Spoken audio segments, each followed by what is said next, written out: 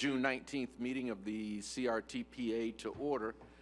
And given that we don't have a quorum at this point, we're going to recess the meeting until we get a quorum.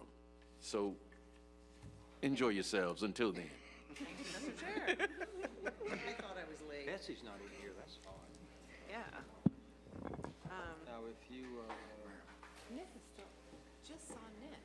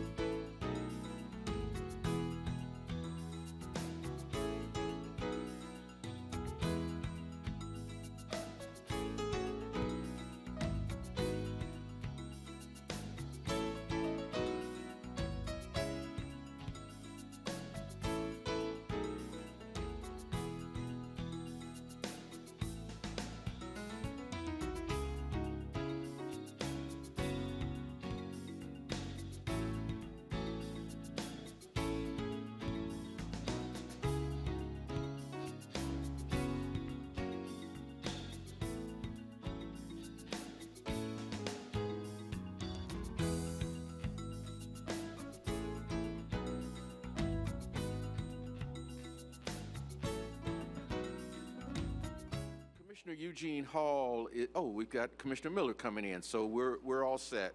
Commissioner Eugene Hall is sitting in as the alternate for Commissioner Barfield out of Jefferson County, and Commissioner Miller is here, so we've got a quorum.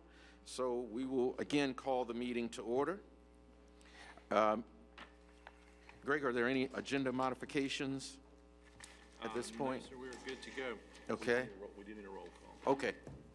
We need a roll call vote. We want to still get everybody situated. Hey, Nance.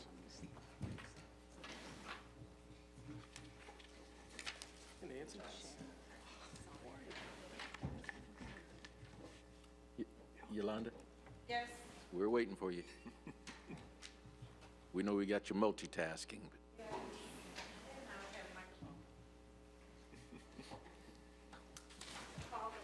okay, I can do the, Okay, all right. the roll call vote we're doing for?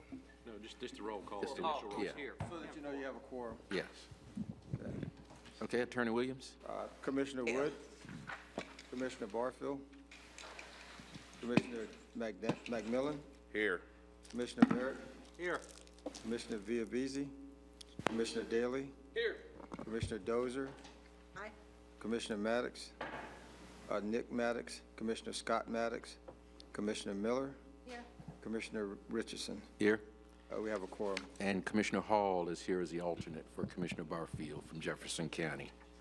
Okay, so we do have a quorum.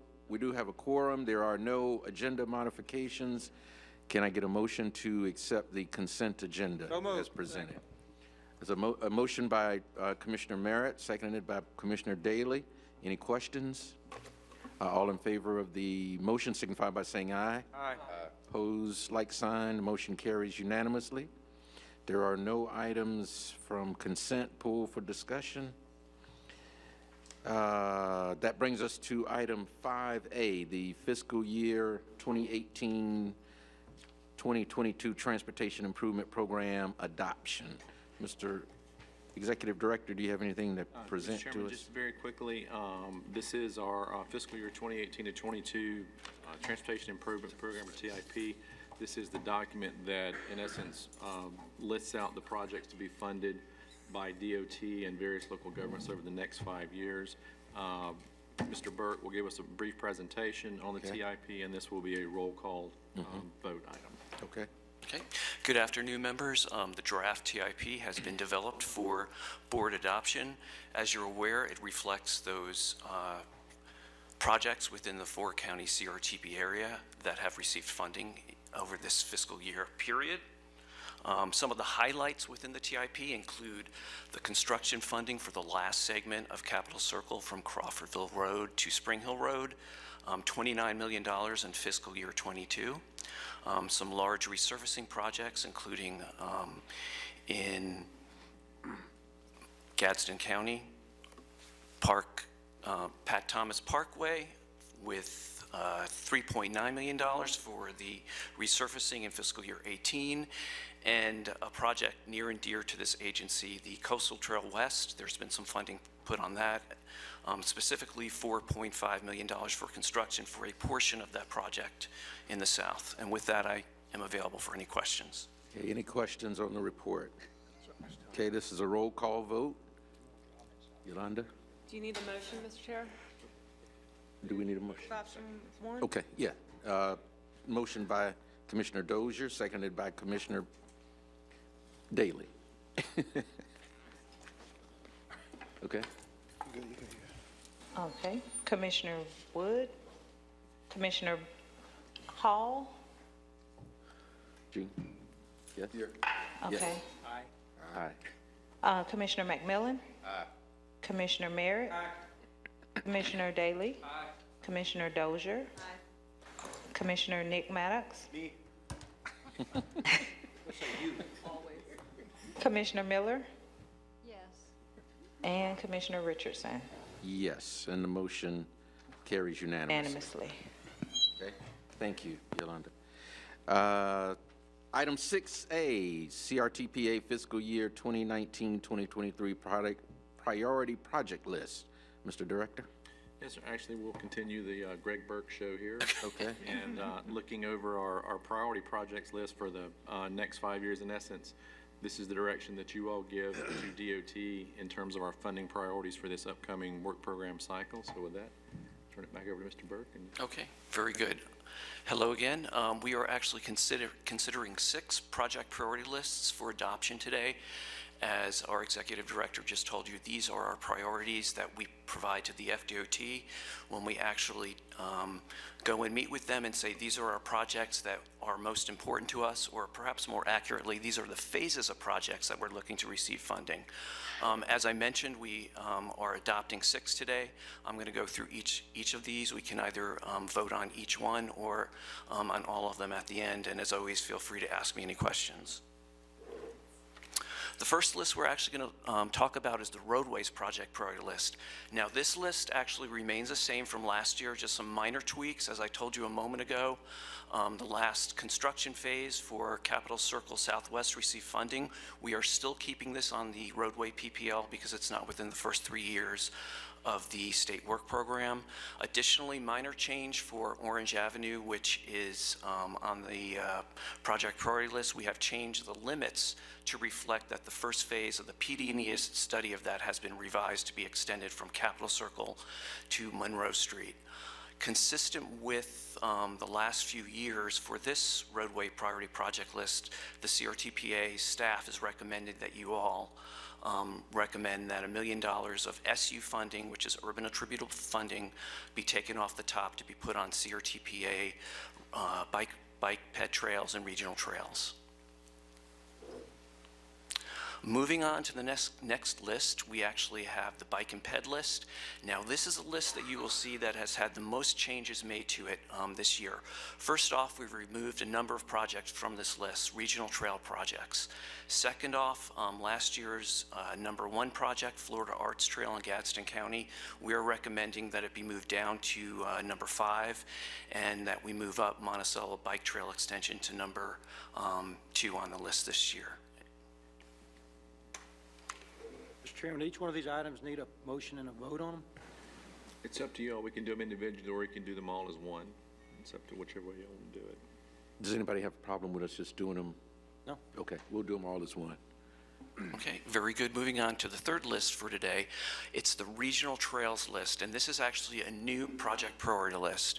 As I mentioned before, it's comprised of regional trail projects from our previous PPL, the bike and ped lists, specifically those projects, the Capital City to the Sea Trails project, as well as a Capital Cascades Trails project, as well as we've included projects that are on the FDOT Sun Trail network, specifically the Nature Coast Trail.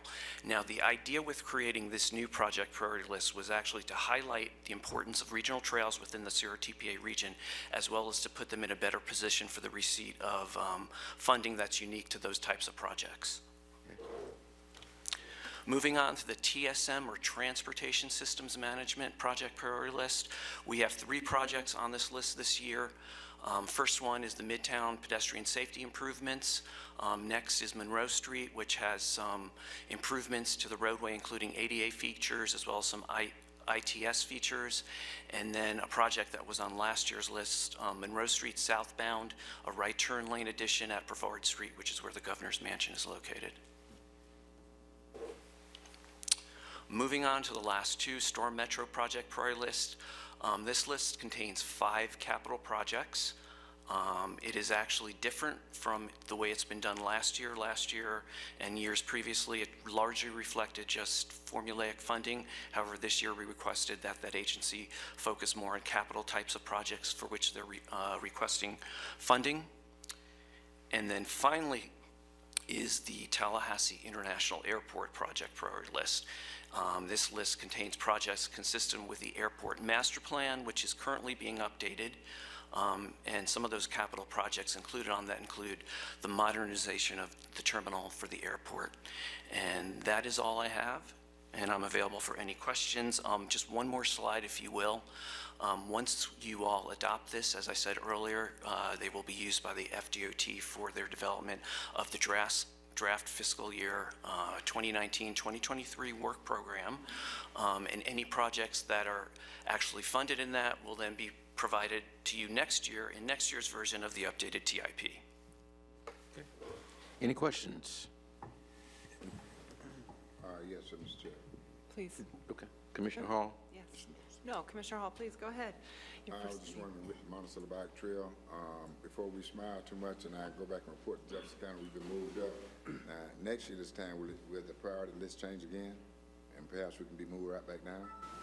No, sir, I would hope not. The list we've presented this year, we think, is probably a pretty solid list for at least the next few years. I mean, I can't guarantee you. Ultimately, it's always up to the board, but I think we're reasonably confident this is a pretty tight list. I won't remove it.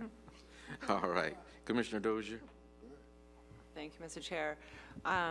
Well, on this point, I think we're doing a much better job of keeping consistency in the list, but also in transition we've been through in the last couple of years, kind of getting a better handle on where we are with a lot of different projects, and really appreciate that, as we often say with staff, with the FDOT, with everyone. So thank you all. Few quick questions.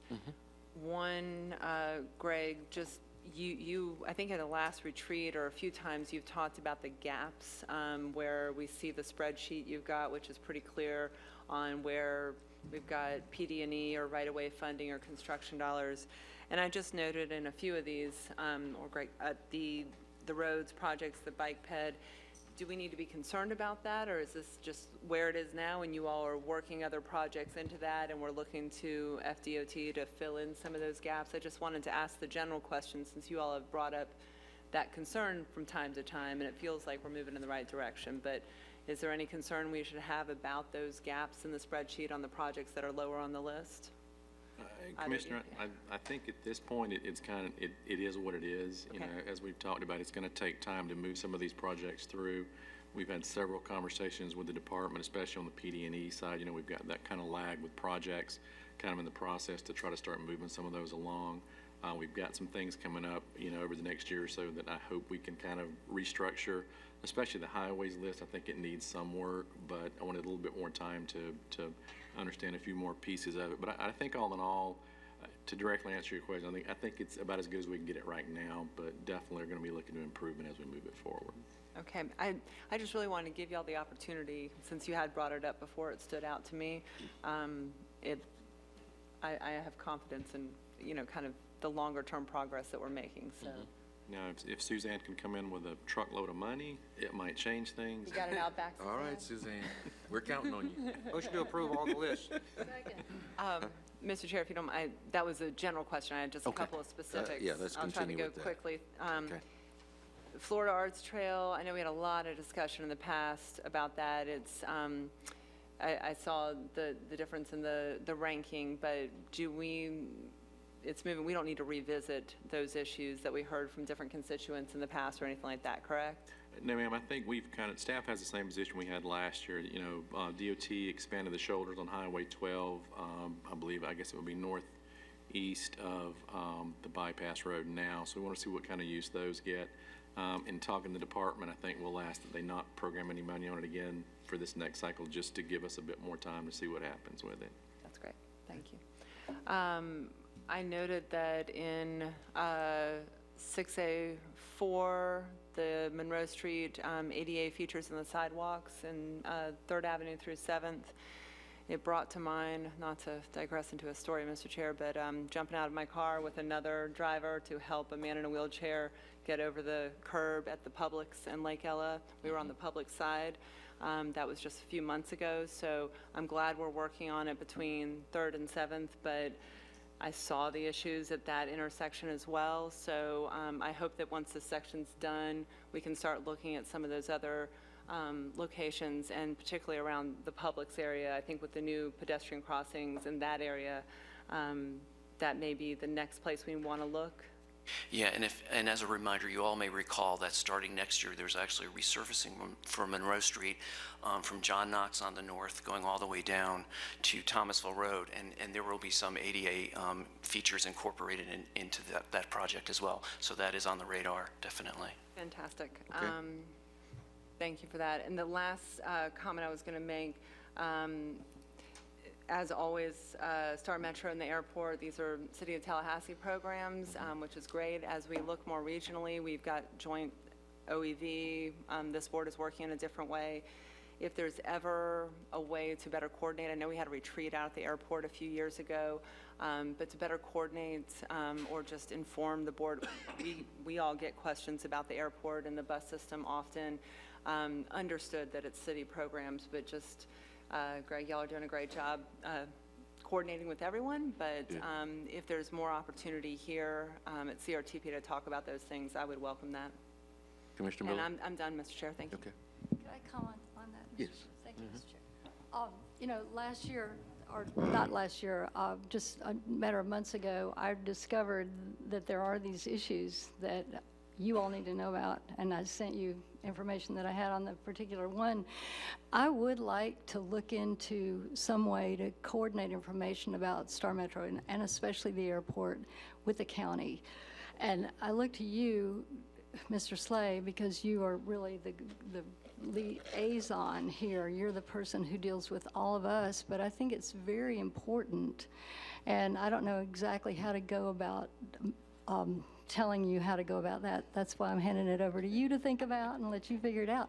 But I agree completely with Commissioner Dozier that the county and the city need to understand, what's happening with the airport, and so whatever you can do to make that more, to facilitate that, that would be, I think, a real constructive step. Well, and that's one of the things, just to kind of bring you up to date. We had meetings with both Star Metro and the airport to kind of talk a bit about how they developed their priority list. If you recall, both of them really in past years have basically submitted what their work program is. Yeah.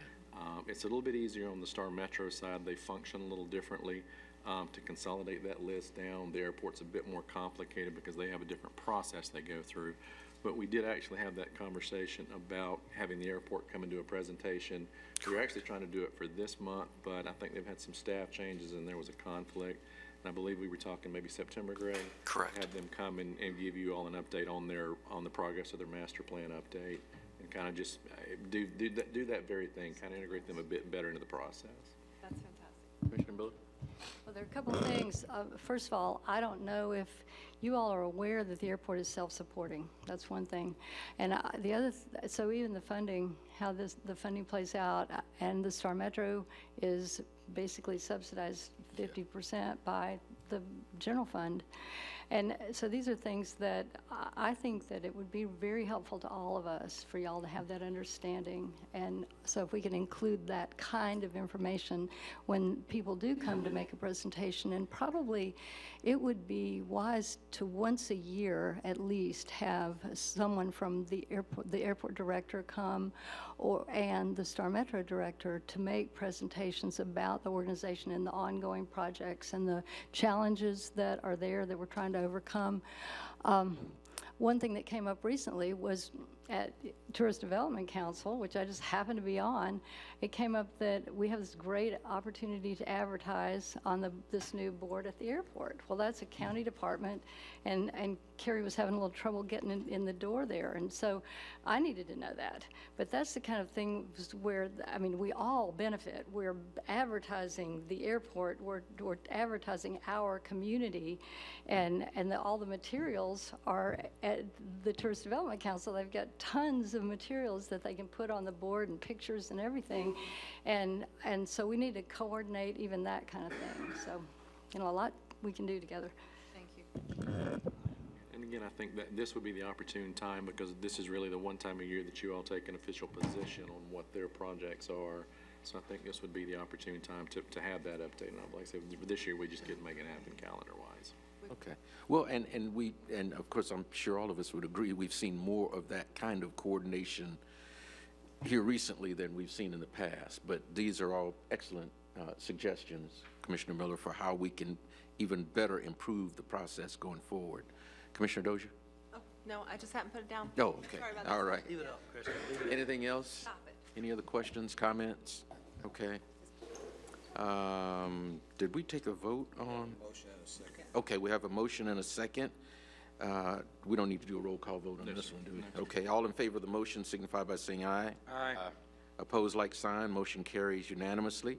Item 7, Florida Department of Transportation report. Wait, 6B. 6B. For some reason, I don't have a 6B on my agenda. Okay, all right.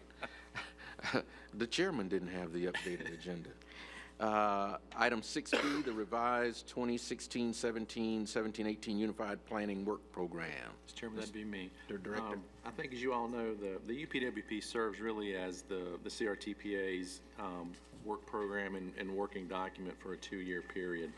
One of the things that I looked at when I first got here was how the UPWP was structured, and I think the way it was previously was lending itself to some of the issues we were having in regards to billing and things like that. I know that was an audit finding last year related to late billings and things like that. We've improved it a little bit this year, not as much as I would like, but I think one of the things that will help us out is actually kind of coming back and redoing the UPWP and streamlining it, eliminating some of the structure that was in it. One of the things, if you go back and look at our own, there was about 16 or 18 different tasks in that document.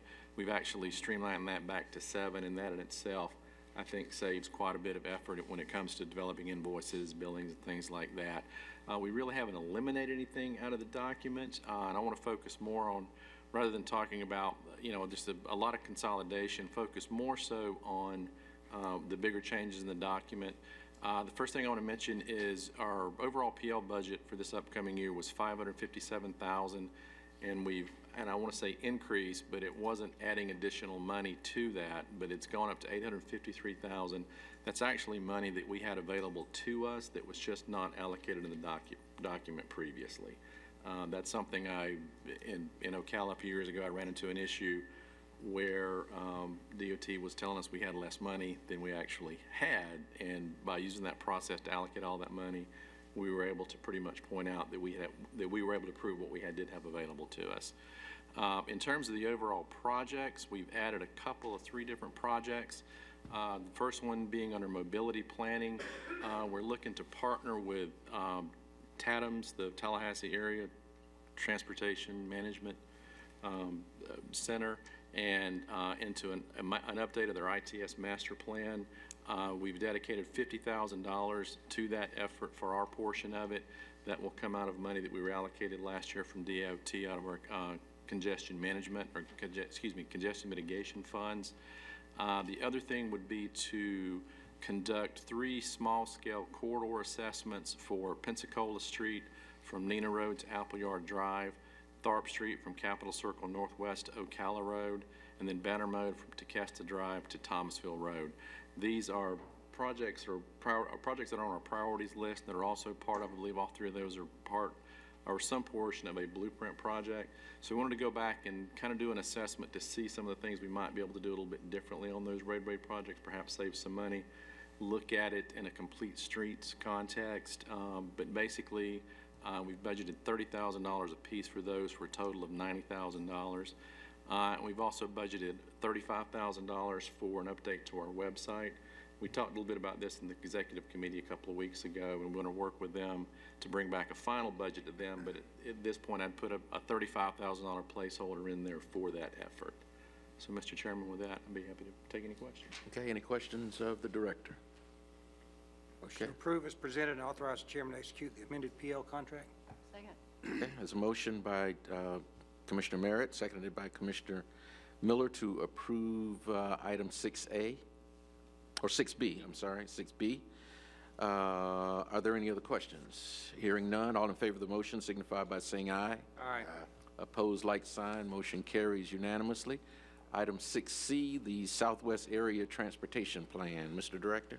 Yes, Mr. Chairman, we've gone through the committee selection process for this project, and in your packet, as it's listed, we had 4 consultants that submitted. We had presentations by 3 of them, and the committee ranked Kimley Horn as the preferred selection in that process.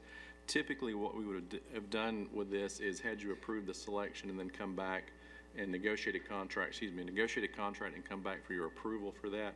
But since this is our last meeting until September, what I'm asking today is for approval of the selection and then to allow the chairman to enter into the contract once it's negotiated so we can get the project started. Okay. Move options 1 and 2. There's a motion by Commissioner Miller, seconded by Commissioner Dozier. Commissioner Merritt, do you have a question? Greg, was this one of the ones we could have used those ongoing services consultants for? Is this money's too much? Yeah, money's too much. This one, the budget on this one is $700,000. Typically, for a GPC or a general planning consultant contract, the max is $200,000. So that's why we had to go through a separate process for this one. Okay. Commissioner Miller? Could you fill us in on the timeline that you see before we'll have some of those reports, that report coming back to us?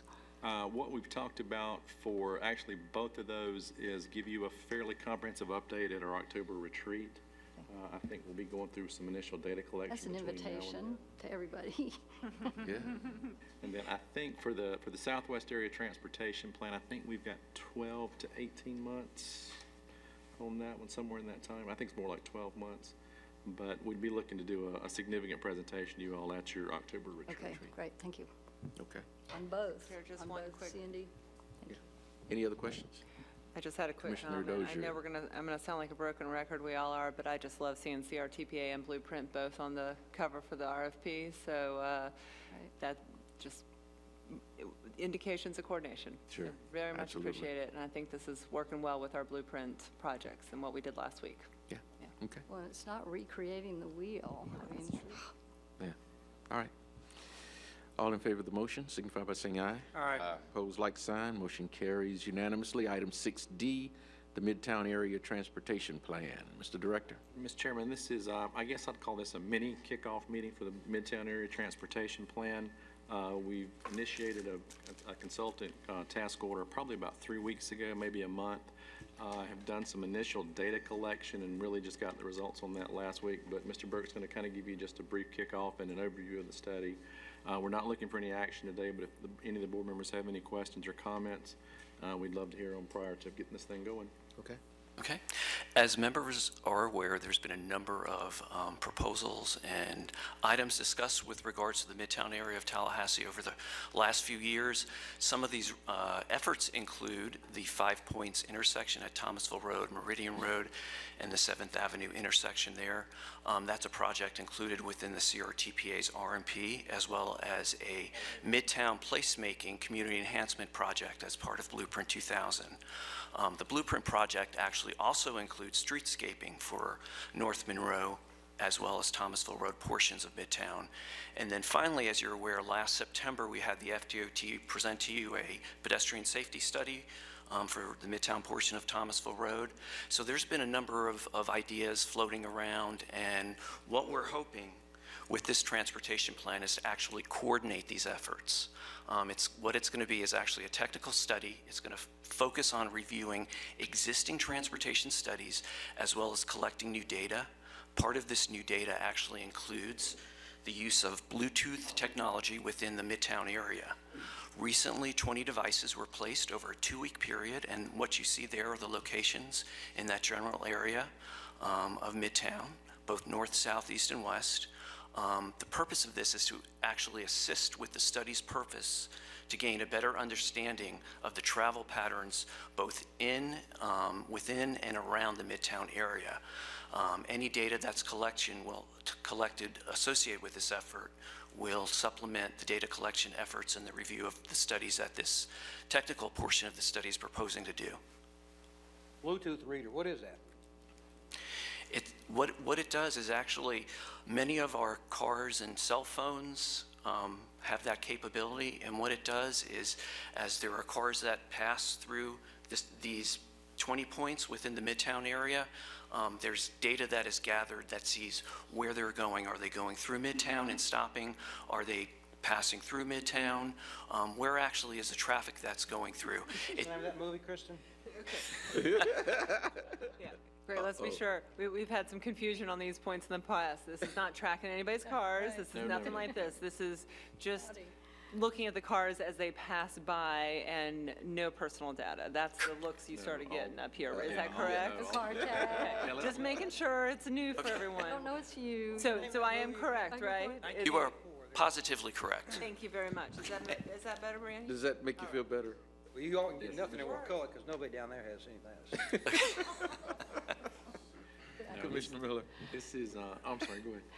This is, it has been my view for several years, probably our most crucial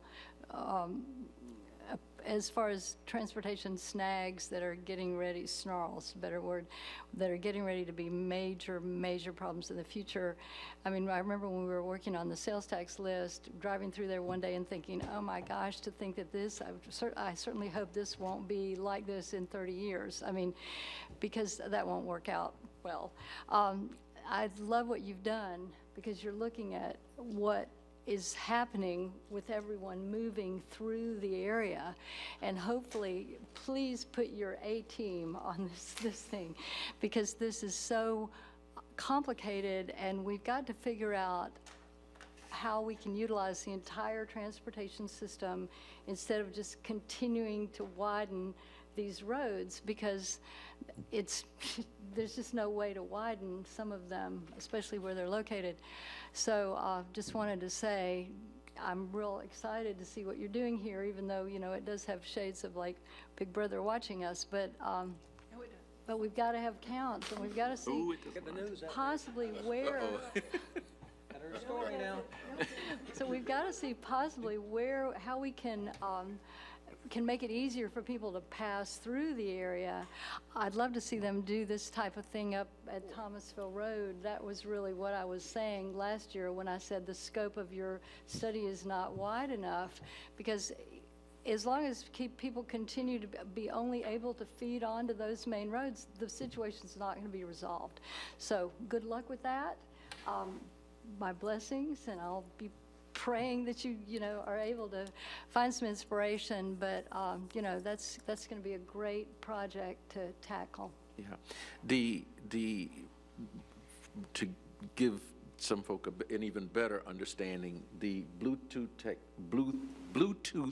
technology is similar to the road strips that you go across and they count the number. So it's just moving to technology as opposed to that antiquated system for.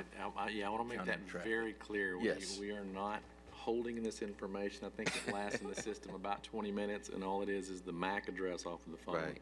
And then it disappears, and like it is solely used to just determine if somebody's coming down south on Thomasville Road, did they go all the way down to Tennessee? Did they go over to Bruno? That's all we're doing, is just trying to establish that type of pattern. And this is actually the same information that if you pull up Google Maps and look at a traffic situation map or traffic flow map, it's the exact same type data. So we are not recording anybody's personal data. Right. And I want to emphasize that for anyone watching, we are not. Commissioner Daley. Yeah, Mr. Chairman, thank you. I think this is exciting. You're absolutely correct, Greg. This is the next generation of technology of how to track this.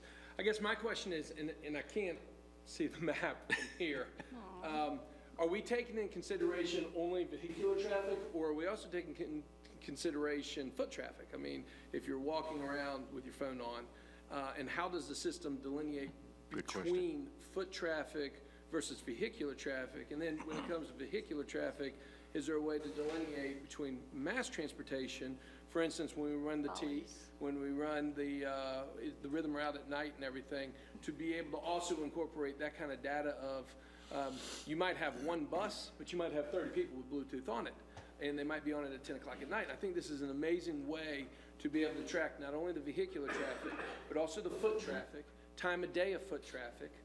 We might be able to determine general parking areas of where people are parking and then walking at night for happy hour or for dinner. How many people are using mass transit? When are they using mass transit? Even all the way down to bicycles. And I'm not that familiar with the actual technology itself, but can a Bluetooth reader tell the difference between somebody walking by on foot, on bike, in a car, or whether it's a mass transport that's going by as well? Commissioner Daley, those are excellent questions. With regards, I was going to say, I'll take this one. okay. The answer to your first question is no, this is strictly vehicular traffic. There was pedestrian data from the study that DOT did a few months, or I guess about a year or so ago. That was not Bluetooth level data. In terms of the transit ridership, we would actually pull that from Star Metro. Okay. They should have, I would think they've got information that tells us roughly the time of day. I don't know if they do peak hour factors or not, but no, this is strictly, in this case, is for vehicular traffic. I don't know, you could do it at the pedestrian level, but you're probably talking at least 2 to 3 times as many units to watch that, because you're not driving this. This is built for cars that are driving through the area. Sure. At a pedestrian level, you're probably talking 2 or 3 at each block. It can be done. I think that'd be a lot more complicated to do that, but we think we've got some good pedestrian data from the previous study, and the same issue with the bikes as well.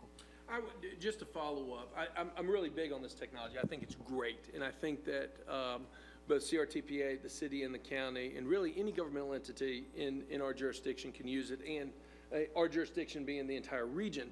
And I would seriously hope that we would consider expanding the horizons of Bluetooth technology, being able to move forward, to be able to capture, work in partnership with the state instead of having to rely solely on the state to gather the pedestrian traffic. Because here's the next level too. It also allows us to measure, once we cross that bridge, the proverbial bridge, into pedestrian traffic, then we can start monitoring the patterns of who's using Cascades Park. Right now, unless we have somebody sitting down there actually physically counting, we have no idea what our peak hours are at a passive park and who's coming and going.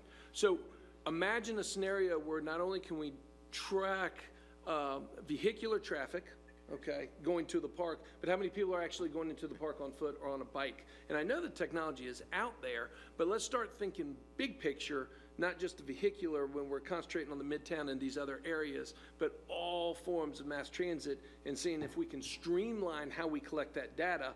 Therefore, the end data product that we collect is easier to manipulate and to read and to pull out inferences from. Anyway, I think we're right on the right track. I think this is really exciting, and I'm glad we're doing it. If I can just follow up real quick, a few minutes ago you approved the ITS partnership with TATMS on that. That actually will be a component of that ITS master plan update, more so at the traffic level, not necessarily the park level, but that will be something that we're going to be looking at as part of that update. For instance, Midtown. I would love to know how many residents that live in the neighborhood are cutting through Lafayette Park on their way to Midtown and enjoying that passive park on their way to dinner or to a drink. Or if people are parking, having brunch in Midtown, And then are they going and enjoying Lafayette Park? I know that that would be valuable information for the city as well. Sure. And then we expand our regions and we look at other areas of town or other areas of CRTPA region and be able to use this technology to be able to determine vehicular, bike, foot traffic, and the technology's there. I just think we're on the right path. Let's just keep going. Yeah.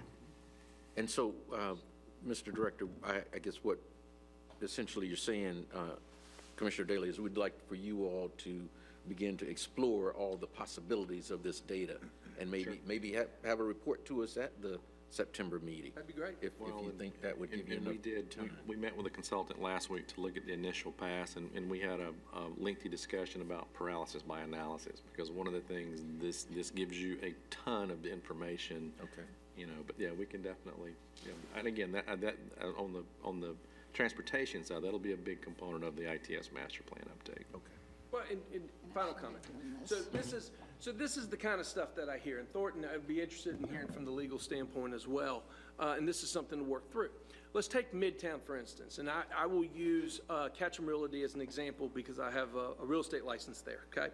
And they're located right in Midtown on Thomasville Road. And so they've got a great parking lot. I would be curious to know if after hours, if people are trying to park at Catcham Realty to go to dinner. And if we could start tracking trends of where people are parking on private property, the next step it would be interesting to see is to have the governmental agencies, in other communities they've done this, go in and try to negotiate. Parking is limited in Midtown. There's only so many places that you could park. And if we're gonna encourage pedestrian traffic, go park and walk, okay? Don't drive around, park and walk. Then it would seem logical if we know where people are parking, and if there are private enterprises, private businesses that own these lots, is there a way that we can enter into some type of a liability agreement? We want them to use public transit. We want them to go down and use the benefits, but obviously the people that own the property don't want them parking there for liability reasons. Other communities have entered into liability agreement saying that we will absolve you from liability in your parking lot from particular hours up until 1 o'clock in the morning, say, because we want people to come and walk. We don't want them to drive 3 blocks to park at the next restaurant or wherever they're going. So it all comes back to being able to track this data, track where people are parking, track where people are walking, and trying to determine how to maximize relationships and increase businesses' ability to attract customers in these particular areas. Okay. Commissioner Merritt? And then Not to Commissioner stray Miller. too far off the path here, but with this Bluetooth technology, how wide of a span can it have? In other words, as applicable to Wakulla County, we would need a much larger area to say somebody going down 319 either goes this way or that way. It may be 6 or 8 miles away. I mean, are these Kimley Horn's devices? They rent them? Are they yours? Or? Yeah, I didn't add this before, but this study is being done by Kimley Horn, who's a GPC, for the CRTPA, as you all know, and they're actually contracting with a sub-consultant to do this with the sub. I would be interested, as far as I'm concerned, with a rural county, what the range would be. Can it pick up a Bluetooth device and then pick it up again 10 miles later to know which way that person went?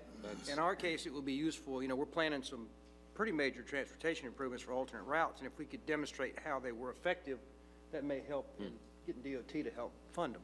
Okay. No, and that's what this, in essence, what we're looking at right now as an example. If you can see, there's 3 dots on the far side of the map over there.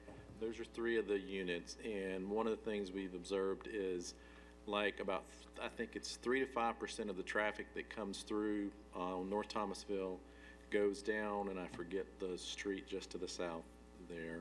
Mitchell? Is it Mitchell?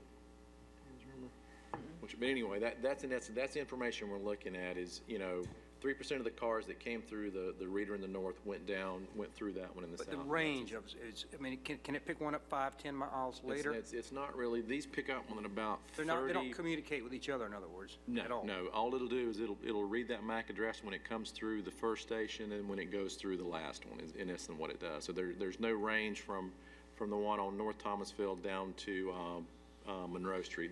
That's not relevant. It's more just what drives through that particular area. If that makes sense. We could get the name of whoever the sub-consultant is, and we could, Wakulla could just go straight to them and say, this counts for us. Okay. Commissioner Miller? Well, I wanted to build on what And Commissioner Commissioner Daley said about parking. We are, as a commission, worried about parking in Midtown, and we're looking at ways to expand the parking options there, to do just what Commissioner Daley said, to encourage people to park and tell them where to park, where can you park, and then you can walk. Or, you know, where are you parking? So any, I mean, I don't know how much in depth you were planning on going into the parking aspect of the study, but any information that you do pick up, it would be helpful to gather that information about where people are parking. Okay, thank you. Commissioner Miller, Commissioner Dozier. Thank you, Mr. Chair. Appreciate the conversation. I agree. Great new technology. This can help us in looking at a lot of different aspects. We keep talking about coordination. All of us do. But I also want to recognize your comment about, what was the phrase he used? Paralysis? By analysis. Yeah, by analysis, thank you. So what I'd be interested in, and Mr. Chair, I know you suggested September, but this may be something I don't know if it'd be easier for staff to dig into at a retreat or something else like that. Your choice, Mr. Chair, and, you know, based on staff time. Yeah. We got Autumn and Megan here from Blueprint and others. So we've got a lot of overlap here. So what Commissioner Miller was just indicating, that may come into a Midtown placemaking on down the line with Blueprint. We'll have other sidewalk issues and pedestrian issues with county, city, and then certainly our partner counties have different, you know, as you were saying, Commissioner Merritt, you know, a wider range perhaps that you need to study. So I would be interested in hearing what our options are now, what the emerging options might be. I think the pedestrian count that FDOT and Suzanne presented many months ago on Midtown, that was very specific. I mean, you had times a day, a number of people crossing the street. So is this something we're going to see evolving in future years, and maybe so that we don't become paralyzed with all the data at once, but start to request that staff, whether it be from Blueprint or CRTPA or city, wherever, start to look at the same type of technology, because that will start to build a broader map of issues as we analyze these different areas, whether it's Orange Avenue or, you know, those studies you mentioned before, Tharp, Pensacola. So that's really what I'd be interested in, is how do we start combining this data as we look at these different study areas. And I think we get back to something closer to what you were talking about, Commissioner Daley, is just a bigger picture of this and look at our different options. I think the questions were great, though. Yeah. Very much so. I can follow up on Commissioner Miller's question. No, this study is not intended to get to the parking level. This was more focused on the vehicular traffic. You know, what are some potential changes we could make to the road network to improve it, as well as more so, I'll say bicycle and pedestrian, but I think the bigger focus is going to be on the pedestrian part of it, because we all know that's it's a fairly heavily used pedestrian area. I think the bicycling part's a little bit secondary, but more so, you know, again, we talked about this being a technical exercise. When we look at these scenarios, and again, and more so from a traffic standpoint, do we make changes that cause more problems than they solve? And then once we're comfortable, we vetted that with city staff and county staff, then go out into a public involvement type process to get public feedback on it as well.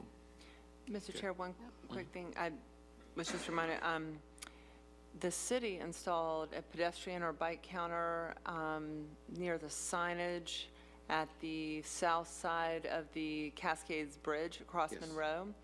So whenever this comes back, I think looking at that technology that was used and whether or not, to Commissioner Daley's point, could be used at other entry points in parks would be very interesting. So I'd love to hear what the city did with that sign and whether that or not that could address your point. On point, Mr. Chair. Okay. Commissioner Maddox. For those people at the city, how much was that? Was Blueprint installed that? How much was that? I am Any not idea? sure. Autumn, do you have an idea of how much that counter? Yeah, around $40,000. Okay. That's a great idea, Commissioner Dozier. I think for like our larger parks, I mean, just to be able to, I think people enjoy The thought of walking past there and seeing, you know, what number of people have come visit that park and what number they actually represent of persons who've come to visit. So, I mean, 40,000 is a pretty big tag, but you don't have to put them all over all our parks. But those key parks that we like know people coming in and out, it's not a bad idea at all. Thank you, Commissioner Davis, for bringing it up. Any other questions, comments, and Final comment, Mr. Chairman. yes, sir, Commissioner I'm Davis. assuming, are we proactively also going out and presenting to like the Midtown Merchants Association on foot traffic, vehicular traffic? I mean, I would only imagine that this data, they would love to hear, and it's a great public relations step for CRTPA if we're collecting this data, to go out with the state and say, hey, we've been collecting this data. Y'all might want to be interested in knowing this is how many people on foot are passing your business or crossing the street, you know, this is the vehicular traffic. These are your high points, your low points. And even if they're not, even if they already have some of this data, it's still great public relations to proactively reach out to these merchant associations and share this data and share this story that we're creating with them. Yeah, I think that's a good point. That was actually phase 2 of this process. We're still, like I said, going through more of the technical side of it initially, but that was definitely going to be phase 2 is doing that public involvement. Man, ahead of my time. Look. And members, I just have 2 more slides to wrap this up, which might answer a few of your questions as far as where we're going with this. All right. Okay? The plan is actually going to look at potential improvements, which will be evaluated for feasibility. We're going to be looking at roundabouts, complete street concepts, one-way, two-way streets, traffic calming, street lighting, bike ped, and transit options. In terms of the study's duration, it's going to be about 6 months. Workshops are going to be scheduled with you all as well as with the city's, the CRTPA's committees to discuss the evaluation as it goes along. Ultimately, what's going to come out of this is a technical report. It's going to identify the options and make some study recommendations. Once this is done, what's going to come out of this, the next steps, are to refine some of these identified alternatives and obviously a lot of public involvement. And part of that will also include phasing and implementation of the strategies, because we know there's a lot of plans that have been identified for this area of Tallahassee. And this really is a way to coordinate all these efforts, again, as I said at the beginning, and to kind of get a foothold in here and move all of this forward. Okay. Bless you. Any other, Commissioner Hall? Mr. Chairman, I was wondering after hearing the presentation by staff and the input here by the commissioners and others, how much involvement with this, with the CTST? How involved would they be in helping to implement this? I believe they're one of the groups that we identify as a stakeholder. We'll go through them and do some interviews and probably a presentation or so. But that would be the bulk of their involvement as a stakeholder. Thanks, sir. Okay. Anything else? Any other questions, comments? Okay, that item is for information purposes, so we don't need to take any action. Okay, that moves us to FDOT. Suzanne? Good afternoon, members. A couple of things. First, I would like to take this opportunity just to announce that, if you did not know already, that Mike Dew has been appointed as the new Secretary for DOT. He was the former Chief of Staff, so he comes with a lot of experience, knowledge, and we're really lucky to have him at the helm. The second news, I say with regret, but with full support. You all know Mr. Starsky-Harrell, who has been working with the CRTPA for many years. He now sits sort of further back than he did before because he has received a promotion. And we're very happy for Starsky, and it's very well deserved. So in the interim, it'll just be me. So anytime, though, you know, to feel free to reach out to me. Congratulations, Starsky. The other thing I wanted to just note was the CRTPA has been certified again, not certifiable, certified in the transportation planning process meeting. That's always a question. I know. Meeting all the federal requirements, okay? We find that they do an excellent job in many ways. As Greg mentioned earlier, one of the findings of the audit was sort of a delay in processing of invoices. We have been working together to try and identify some systems and changings. This UPWP is one of the first steps that will simplify things, and I'm really glad to see that. I anticipate that I'll see nothing but progress in that area over the next year, and I really thank Greg for all the effort he's put into that. So, and then we'd like to also mention some noteworthy practices that have we've seen over the past year. The Sun Trails and the projects that have been brought into the Sun Trail program and received funding for Sun Trail. That was a lot of effort by the CRTPA, and particularly with Jack at the leadership there. And then also, as we've mentioned earlier, the coordination. We've seen such improved coordination over the past year with Blueprint, with the local governments, with our other the sister agencies you mentioned, the airport, Star Metro. So I think that will only continue to improve. So those were the noteworthy practices that we mentioned, and I just wanted to, again, give you that quick briefing on that. And the next item I have is just an update on the Quincy Loop South project. This, we will be having a public meeting next month, so before it goes to public meeting, I wanted to take an opportunity to present this information to the board. I'll be very quick. Thank you. Could you pass those around? Thanks, sir. Yes, sir.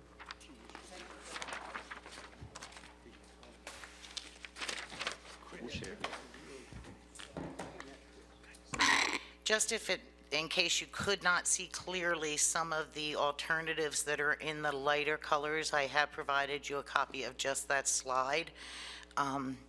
And that will be towards the end of this presentation that we will reach that. So we have on July 13th a corridor alternatives public meeting. We wanted to make sure you are aware of the information that will be presented to the public. So this is the exact slideshow that will also be available at that time for their viewing. The slideshow, the PowerPoint will go over the project, the purpose and the need, the alternatives to be presented at the meeting, and sort of our next steps in moving forward. The purpose and need of this project was to reroute heavy truck traffic from the downtown Quincy area. We believe it'll enhance economic growth in the region, both allowing redevelopment in the downtown and also providing access for future businesses if they were to locate or relocate into Gadsden County in this area. And then finally, we do acknowledge that this will increase evacuation route options. In the December meeting, we presented 3 alternatives, as you see here. 2 of those alternatives would have impacted the University of Florida IFAS property. We heard a significant amount of concern about that.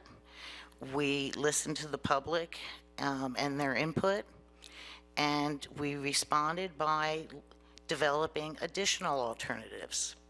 So these are listed as alternative 4, 5, and 6.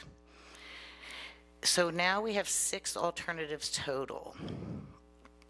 From that, we removed some alternatives and decided, no, we did not want to move forward with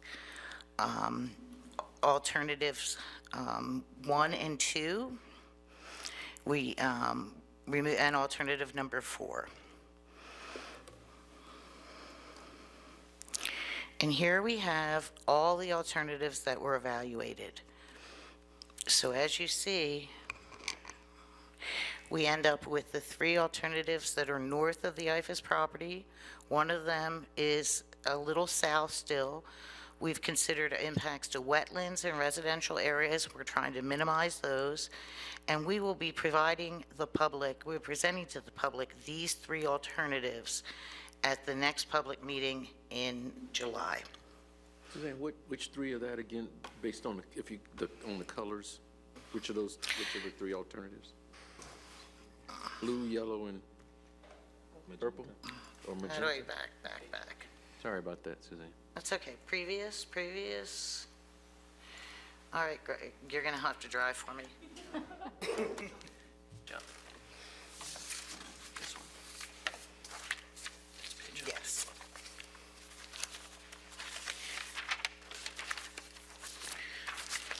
So the three alternatives that'll be evaluated are the yellow, that's alternative 3, the blue, alternative 5, and then the pink, alternative 6. And that's on the slide in front of you. And then you will also see very faintly on that slide alternatives 1, 2, and 4, which we have removed. But we just want to let you see that we have looked at this project and looked at a number of alternatives to come to the decision that these 3 alternatives should move forward for public comment. Thank you, Susan. Come out closer to Walmart, right? Yes, the furthest north one would go there.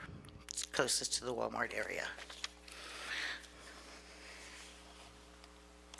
Any other questions before I move forward? Okay, so moving forward, we'll have our corridor alternatives public meeting. That will be on July 13th from 5:30 to 6:30, and it will be held at the University of Florida IFAS facility at the Research and Education Center in Quincy. We will, after that meeting, take the public feedback, reevaluate our alternatives, document those, and then come back for another public meeting where we will present the preferred alternative. And I just want to remind you, as part of the PD&E process, why it doesn't state it here, there's always going to be the alternative no build. So there's really going to be that other or 7th alternative that is considered. We anticipate completion of the PD&E by summer of 2018, and we'll be looking for approval following that. Any questions? Yeah, couple. Commissioner McMillan? Excuse me. Well, out of these alternatives, I mean, I've got my own idea about which one would be the most cost efficient and which one would be the least political nightmare. But in each one of these, have y'all determined the amount of right-of-way that would have to be taken? That would be something that's determined at the design phase. Okay. So y'all don't have any sort of clue of how wide this will have to be? They understand how wide it'll be, and we do know the area that we would need to build it.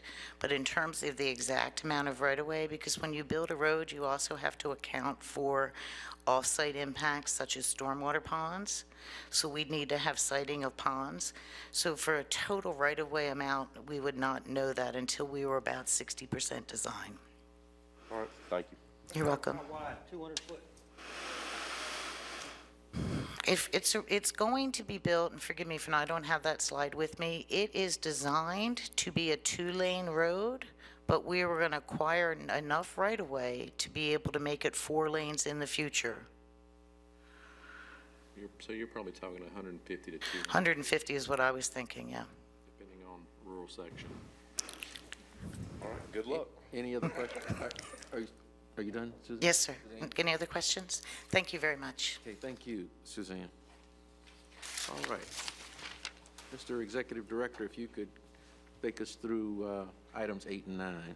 Okay, actually, for the report, we had our first meeting of our executive committee on June the 7th, and I realized as I was going through the agenda and kind of preparing for the meeting today that we did not provide you all an overview of what happened in that meeting, and I apologize for that. I was And thinking we'll, about that on the way in. Yeah, we'll definitely on the next one. But just to give you a brief rundown, there were 2 items on the agenda, which actually you talked about earlier was the UPWP, and then the committee finalized a format for the evaluation for the executive director.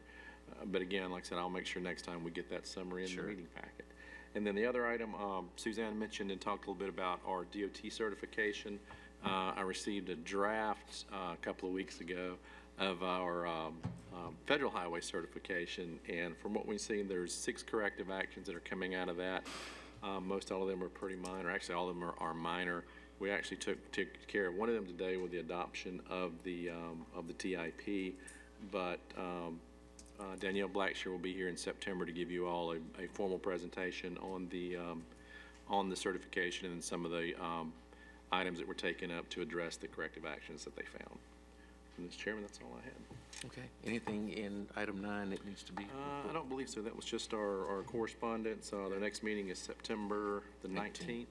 And then there were some items on the actions from the CMAC, the TAC, and the TD Local Coordinating Board. And actually, I did forget, Jack wanted to talk a little bit about the groundbreaking for the coastal trail, not coast to coast. So right now, the segment that's been designed from St. Mark's Trail down to Wakulla High School will be, there is no acquisition for right-of-way, so we're moving right into construction.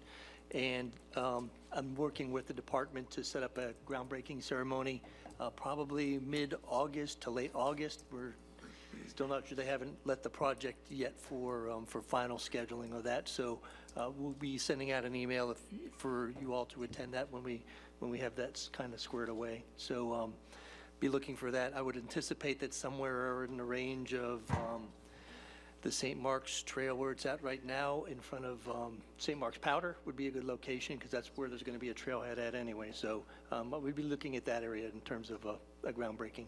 Talked to Suzanne about this, but since it's in Wakulla, if we could have the minimum amount of politicians giving speeches, we'd appreciate that. I know we're gonna all get to. Minimum being 10, Minus 12. 0 to 1. 30-minute speech. We need 5 minutes at least, each one of us. Each. Yes. No tent. No tent. That'll slow it. It's gonna cost. That'll limit it to, yeah. Make sure Commissioner Merritt's talking I won't be points giving are a speech. really I can, robust, yeah. y'all get the same speech I give and we'll all be good. All right. So just one last, so construction is scheduled to begin mid-August to September range, and you'll be able to be on that trail in the March to May timeframe next year. Gosh. That's great. Okay. Anything else? Just so you know, once that schedule's out, Jack, I'll make sure you get a copy of it and you can distribute it. Okay, thank you.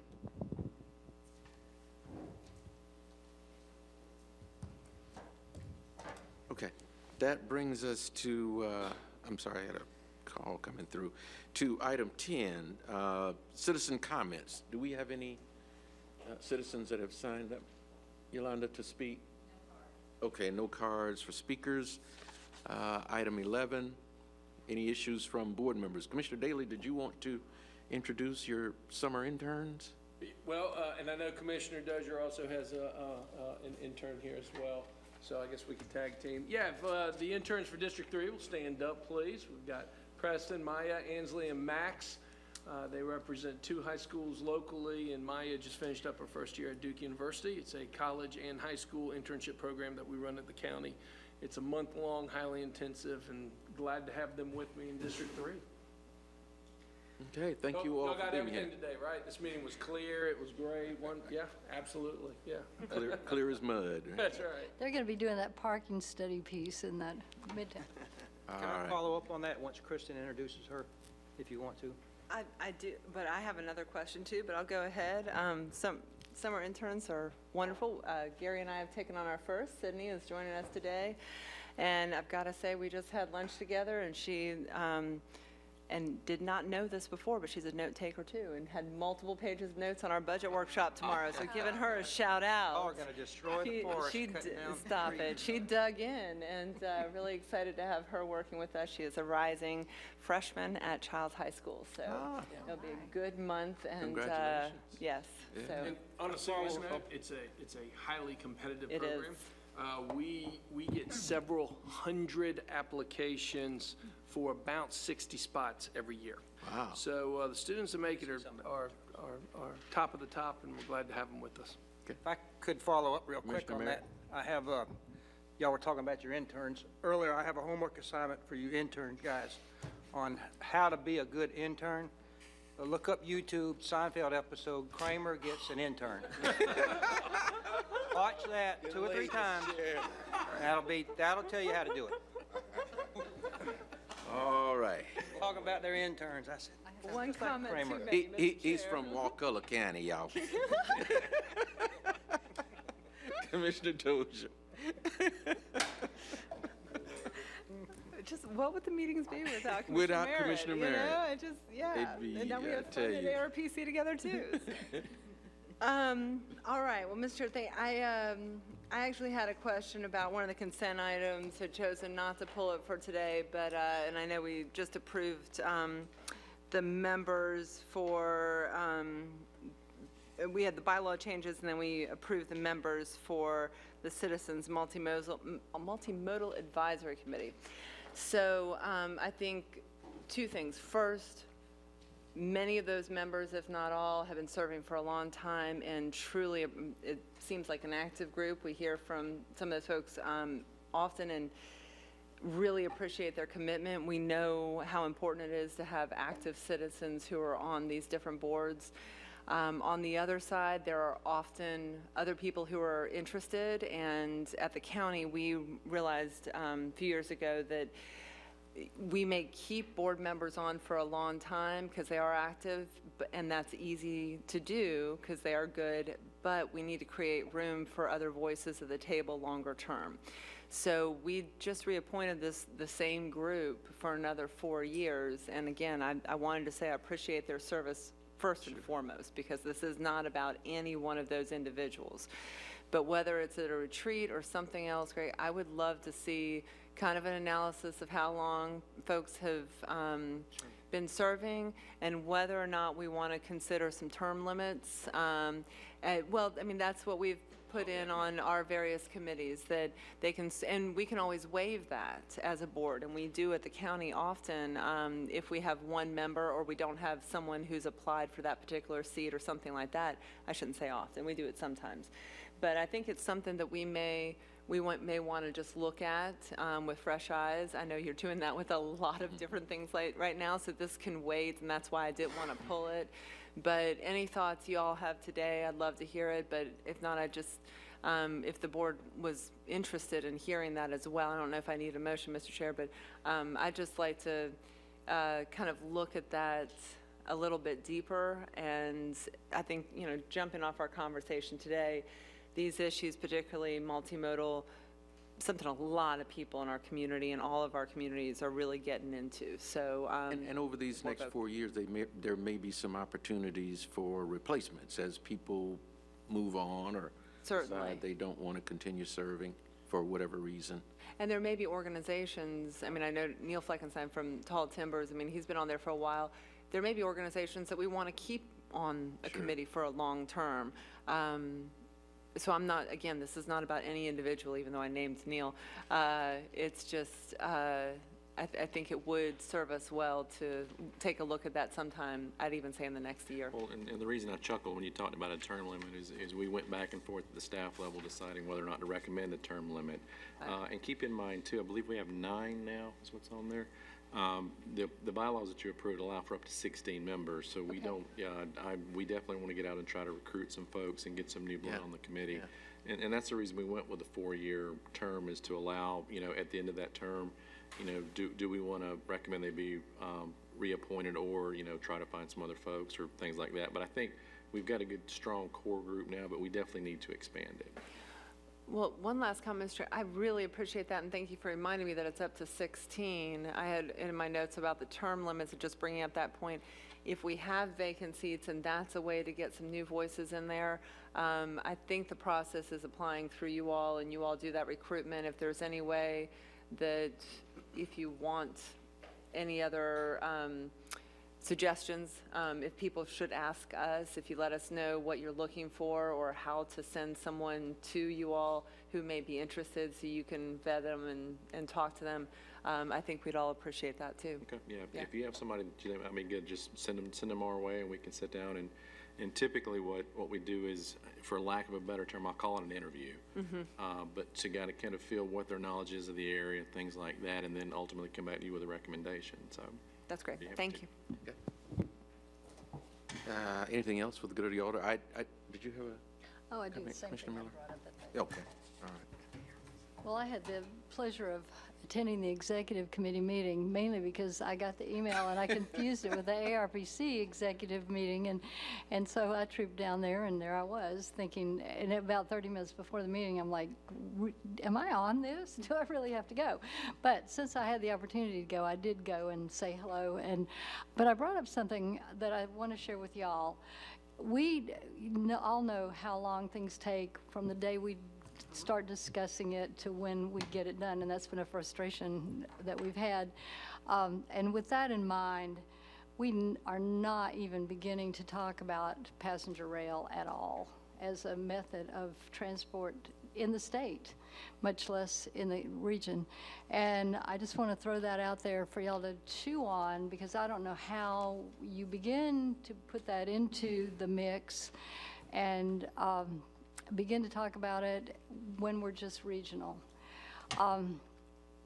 Obviously, you've heard us all ranting about the Amtrak restoration, and whether it's Amtrak or some other method of moving people around, if we start talking about it on one day, it's going to be 20-plus years, maybe longer, before somebody actually gets on a train. And if you look at the population projections for the state of Florida, they're just overwhelming. And I just firmly believe that we can't build our way out of this. So just wanted to bring it up, get it on your radar, and especially emphasizing the time frame it takes to accomplish such a thing, or even a change in a new idea for transportation methods. Okay. I also wanted to take the opportunity, I don't know if I have, to this group, introduce my summer intern, Zanani Johnson. Zanani is a rising sophomore at the University of West Florida, one of my alma maters. So she's here today. Anything else? Same advice. Anything else for the good of the order from board members? There being none? Motion to adjourn. There's a motion to adjourn, seconded. We stand adjourned.